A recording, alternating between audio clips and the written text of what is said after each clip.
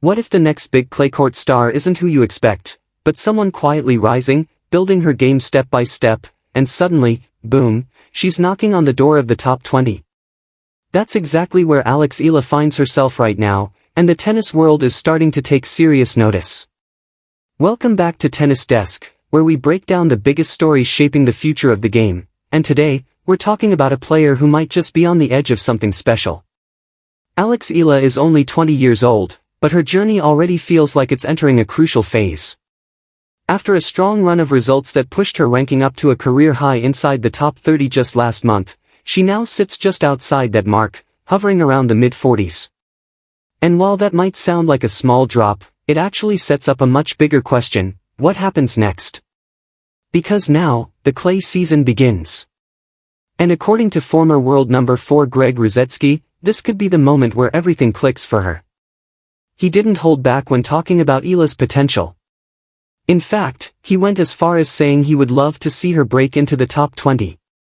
That's not just casual praise. That's a strong belief that her game, her mindset, and her trajectory all point towards something bigger. But what makes this so interesting is the surface we're talking about: clay.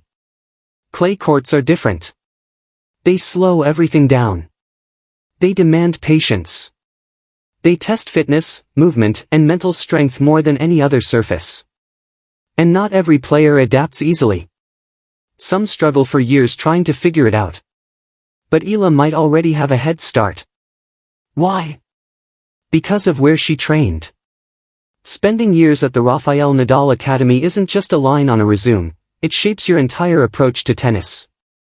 And when your training environment is built around one of the greatest clay court players in history, you naturally develop tools that translate perfectly to that surface. Rusedski pointed out something very important. He said it's going to be harder for opponents to hit through her on clay.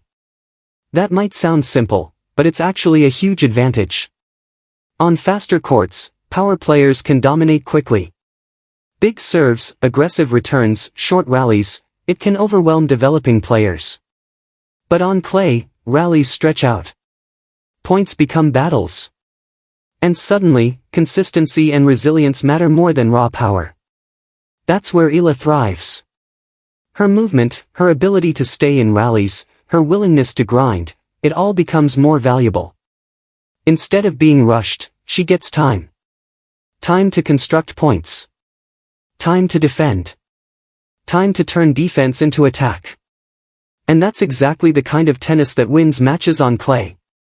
But there's another layer to this story that goes beyond technique. It's about identity. It's about pressure. And it's about expectation. Because Alex EALA isn't just another rising player. In many ways, she carries the hopes of an entire nation. Rusedski made a fascinating comparison. He likened her popularity in the Philippines to something similar to Manny Pacquiao's influence. That tells you everything you need to know. She's not just building a career, she's building a movement. Every time she steps on court, she represents something bigger. Fans connect with her, support her, and believe in her journey. And that kind of backing can be powerful, but it can also be overwhelming. The key question is how she handles it. So far, she's done a pretty impressive job. Her rise has been steady, not rushed. She's improved her ranking, gained experience, and started reaching deeper rounds in tournaments. But there's still a gap, and it's one that Rusedski didn't ignore. He highlighted a critical issue.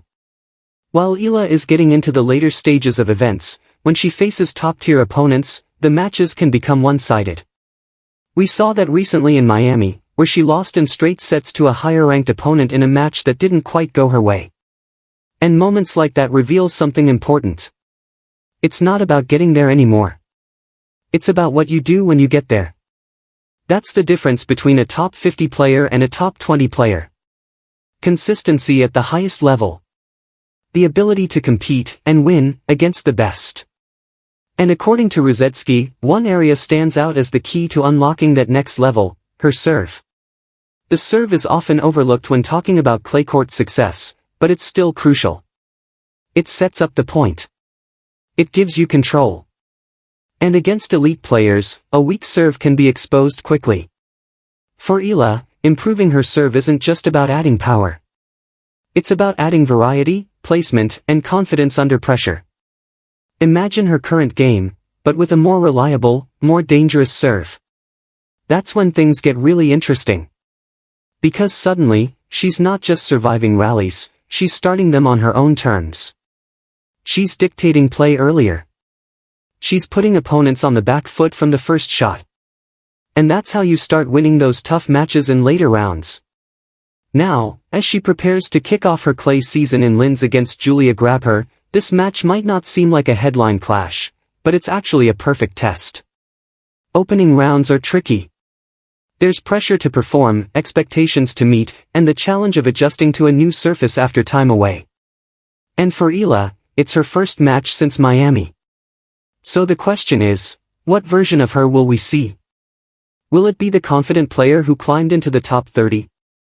Or will there be signs of rust, hesitation, maybe even pressure? These are the moments that define a season. Because clay isn't just one tournament. It's a stretch of events where momentum can build quickly, or disappear just as fast. A strong start could set the tone for everything that follows. And if she finds her rhythm early, that top 20 conversation might not be as far away as it sounds. But let's be realistic for a second. Breaking into the top 20 isn't easy. It requires consistent results, deep runs, and wins against players who are already established at that level. It means handling pressure, adapting to different opponents, and staying mentally strong over weeks, not just matches. It's a grind. But here's the thing, EALA seems built for that grind. Her game style fits it. Her training supports it. And her mindset, at least so far, suggests she's ready to embrace it. And maybe that's why Rusedski's comments feel more than just optimistic, they feel believable. He's not saying she's already there. He's saying she has the tools to get there. And sometimes, that's all a player needs, a clear path and the belief that it's possible. So as the clay season begins, keep an eye on Alex EALA. Not just for results, but for progress. Watch how she constructs points. Watch how she handles pressure moments. Watch how her serve evolves. Because those details will tell the real story. Is she closing the gap? Is she learning from tough losses? Is she turning potential into performance? Those are the signs of a player on the rise. And if things go right, we might look back at this moment, the start of her 2026 clay season, as the turning point. The moment where promise started becoming reality. But now, we want to hear from you. Do you think Alex EALA can break into the top 20 this season? Or does she still need more time to develop her game? Drop your thoughts in the comments, and let's get the conversation going. Because one thing is certain, the journey is just getting started, and it's going to be fascinating to watch. And if you enjoyed this breakdown, don't forget to like, subscribe, and stay tuned to Tennis Desk for more deep dives into the stories that matter most in the world of tennis. Because the next superstar might already be here, and you don't want to miss it.